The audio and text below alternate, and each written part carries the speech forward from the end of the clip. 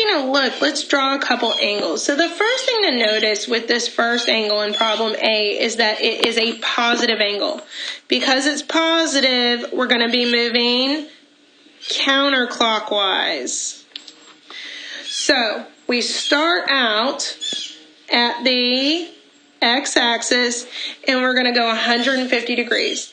Well, how do we know where that is? Well, right off the bat, remember that if I just go to this line, we're only doing 90. But if I go all the way to the second line, that's 180. Well, 150 is somewhere right in between the 90 and the 180. So I'm going to be somewhere in between those two.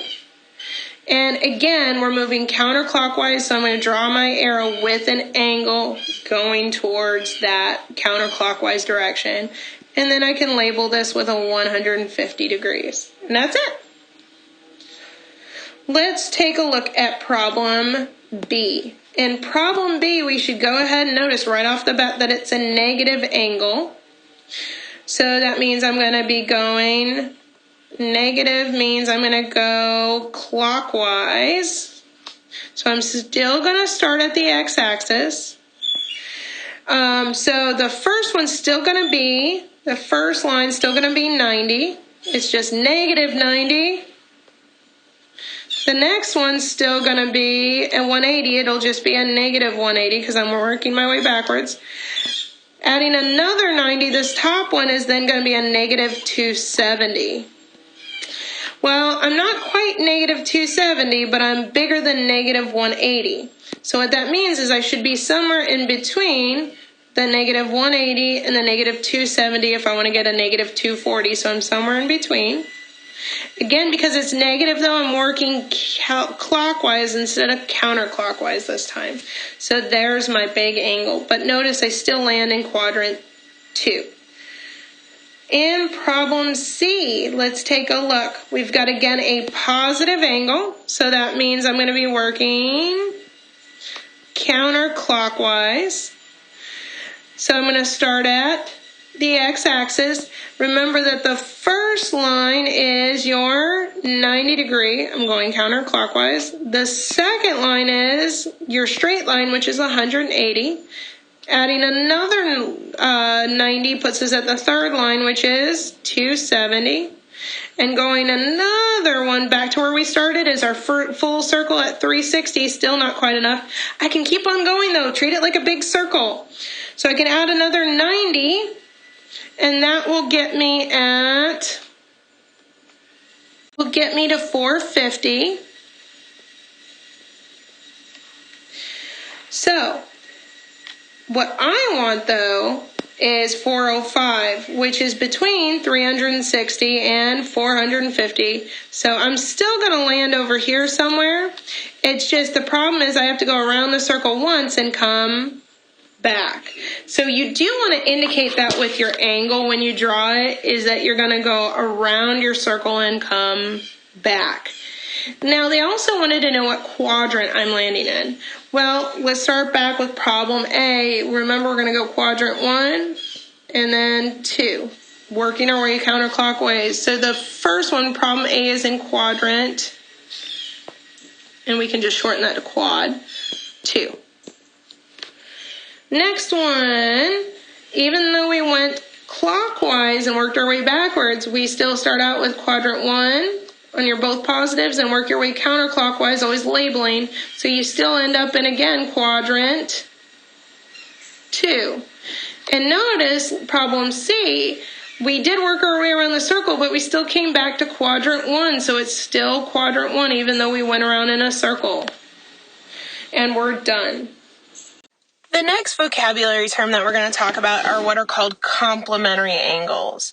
Complementary angles are angles that together add up to 90 degrees, which means together they make a right angle.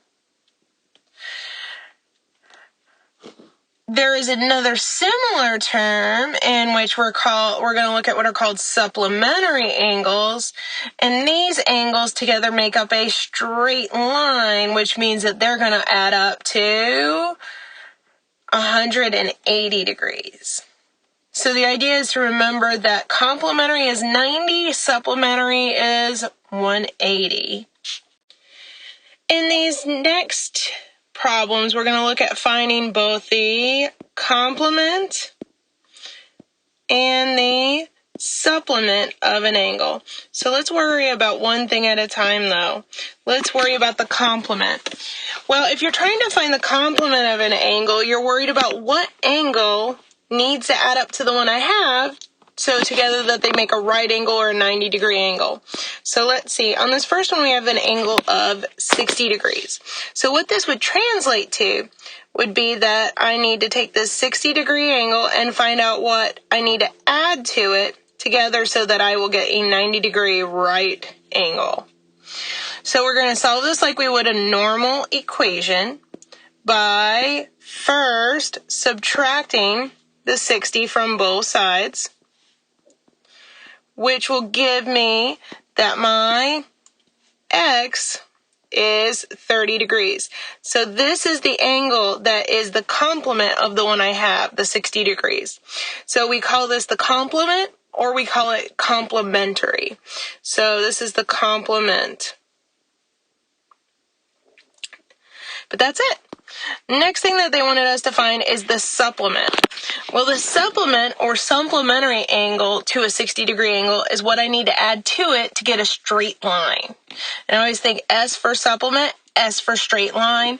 Remember that straight lines add up to 180 degrees.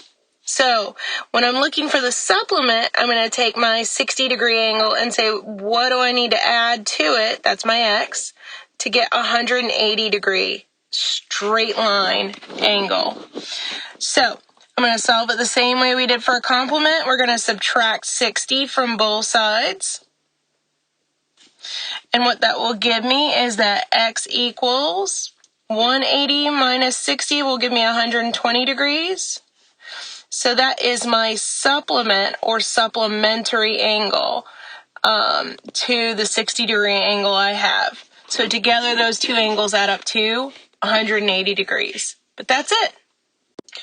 Let's take a look at one more. In the next one, we've got a 1-degree angle, which again, let's look at complements first. When you're asking for a complement, you're asking what angle do I need to add to mine?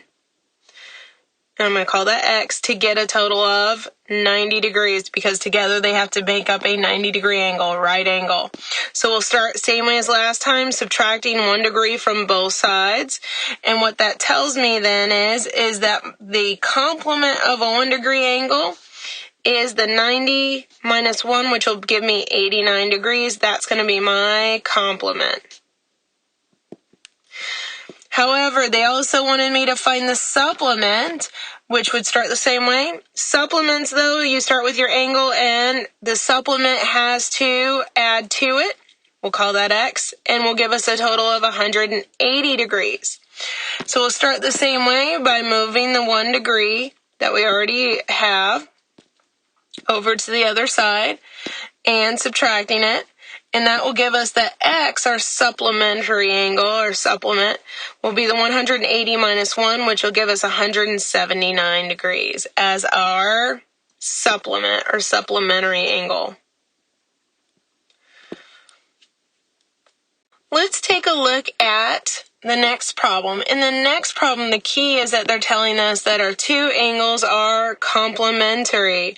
So the key thing to remember is that complementary angles add up to 90 degrees. So let's say add up to 90 degrees. So that means when I take these two angles, the 3x minus 5 and the 6x minus 40, I need to do what? I need to add them up, and they need to equal 90 degrees. So the first angle that I need to add up is the 3x minus 5. And again, we're supposed to be adding those two angles. And the second angle was the 6x minus 40. We're adding those two angles together, and it should equal a total of, well, if they're complements, it means they got to add up to 90 degrees, a right angle. Well, this is just now a normal equation. We've added up our two angles and they equal 90 degrees. We're just going to, if you're adding or subtracting, remember we're just combining like terms. So we've got a 3x added to a 6x, which will give us a 9x. We also have, let's see, a negative 5 added to a negative 40, which will give us a negative 45. And on the other side, we have just the equals 90. Now we can continue solving this like a normal equation by adding 45 to both sides, which will give us that 9x equals 135 degrees. Last step would be divide both sides by 9, and that would give us that x equals, which gives us a total of 15 degrees. However, that's the value of x, not the two angles, so I need to be a little bit careful. To find the actual measure of the angles, meaning the degrees, I'd have to take the 3x minus 5, which is the first angle, and plug in our answer that we just got for x, which is the 15 degrees, which would give me, let's see, 3 times, plugging in x, we'd replace that with a 15, minus 5. Well, the 3 times 5, we'd have to do the multiplication first. The 3 times 3 times 15 is 45. Minus 5 is going to give us a total of 40 degrees. However, we know that these two angles are complementary, meaning they have to add up to 90. So if one of my angles is 40, we do know that the other one has to be 50. But if you weren't sure or wanted to double check, I would still plug in the x to the other angle, the 6x minus 40, which means I'd be plugging in, again, the x of 15, which would be 6 times 15 minus your 40. So 6 times 15 is going to give us, let's see, 90 minus 40, which is a total of exactly what we'd expected, 50 degrees. So those are our two complementary angles, and we just made an equation and solved it normally. It's just all hinging upon the fact of us remembering that complementary angles must add up to 90 degrees. Let's take a look at another example,